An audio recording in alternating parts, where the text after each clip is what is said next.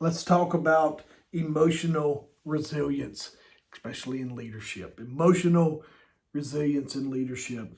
The impact, decision making, running a business and leading people is tough. You gotta be tough as nails. You have to have an amazing amount of patience. You have to have an amazing amount of grit and drive.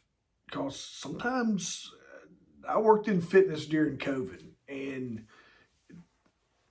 everything that's going on around you will absolutely suck the life out of you. So you got to be tough. You got to be mentally strong. Biggest things I can tell you just about the impact of emotional resilience. It enhances your decision making. You learn how to make calculated decisions versus rush decisions. Making a decision is just as important as thinking it out. All those, some people set on the decision and don't make it, and it causes a backlog of action that needs to be taken. So make a decision. If it's a wrong decision, make another one. Team morale is just being calm in the face and showing resolve in the face of. I was working at a dealership in 2007 during the economic downturn. The owner of the company came to me and said, no matter what happens, I got you. And you got a job here, and this is our plan. This is how we're going to execute on it. And we went to work. And just knowing that, I was all in. When the owner spoke up and said he had my back at the time, yeah, it's all I needed to hear. I was ready to go. Facilitates adaptability. Emotional resistance is key to adapting to change. People hate change. This is one way that you can help nurture the change into your leadership role, into your workplace, wherever this is going to be taking place at, is leading from the front, just strong, explaining the why, letting everyone know why this has to happen. Innovation is it.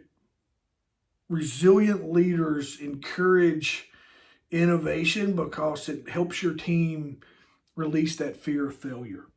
And they operate with an open mind.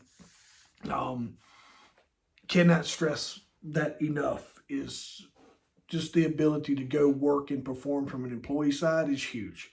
And being able to complete your task and help the company grow. Being part of the solution, not part of the problem, but also recognizing that your staff, your team is part of that bigger picture and the bigger scene that we're trying to get to come together.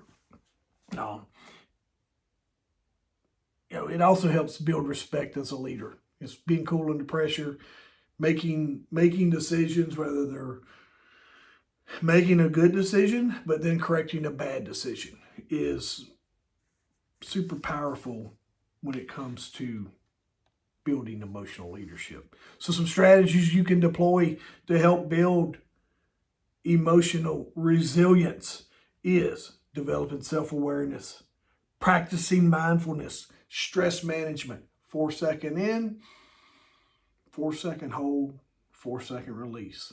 Just focusing on breathing when you're under pressure. I used to squeeze my thumbs. When I started getting frustrated, I would reach down and squeeze my thumbs. And just something that I could do that wouldn't make me be noticed. Don't grip my teeth. The breathing through those moments and kind of disengaging from the situation to where you can operate and look around and see what's going on around you. That is huge. Just managing your stress altogether. One of the things you can do that's absolutely a game changer is be positive. If everyone else gets on the negative, picks up a negative oar, the boat's going to row in circles. So you have to keep the team and yourself rowing in the positive direction and not letting negativity enter into this conversation. Listening to everyone's viewpoints, but it's okay to listen. It's okay to ask for feedback, but do not shut down any negativity that comes along with that, because it's not going to help anyone. Strong networks, seeking outside advice, having a coach, having a mentor like myself that helps you go through these decisions that you are having to make and how it affects a team. Someone asked the other day about firing someone. Firing someone's the absolute pit, because you affected someone's life. You affected their livelihood because they couldn't get done what they were supposed to be doing. And that is something that I've had a lot of conversations about. It's conversations I've had. It is emotionally draining. Everybody thinks it's go off. I just don't like affecting someone else's negatively because they lacked the self-awareness to manage themselves. Firing people stinks. So having someone that's just there in your life that helps support you. Business groups, focus groups, working with a coach. Always learning, continuous learning, figuring out what else is out there that can help you become a better leader, because watching YouTube videos, taking classes, reading books, podcasts, all sorts of things that you can do that doesn't cost anything but time. Podcasts and audiobooks in a car on your way to a meeting or wherever you're supposed to be is absolutely one of the best things you can do to continue to learn and embrace that never peaking or never quit learning culture. Working out, that one speaks for itself. One of the best places to get rid of stress is physically going and working out, walking. You do not have to go do CrossFit. You can go for a walk. You can things that you can do: hike in nature, ride a bike. Lifting little weights is good though, but just something physical that helps you deload that negative energy. One of the things you can do, or a couple things you can do here to overcome challenges, is recognizing the need for resilience, balancing vulnerability and strength, and then just keep practicing. Be a steward of the game.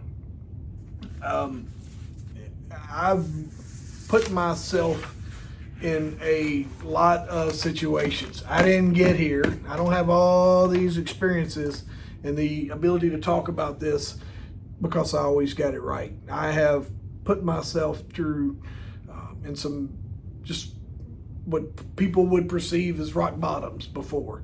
And I have made career decisions that I just were poor at the time. They all worked out fine, but I've made some rush decisions without thinking things through. I've been in many situations that call on me some of my law enforcement training from stress management that I took for granted as a law enforcement officer that I use every day in my entrepreneur, my coaching, personal development, all the stuff that I work on. I use those skills that I took for granted 20 years ago every day now. And it's just, those are game changers. If you are looking for strategies that can help you just develop that emotional resilience, reach out for me. Connect with me. I can't wait to hear from you. Have a great day.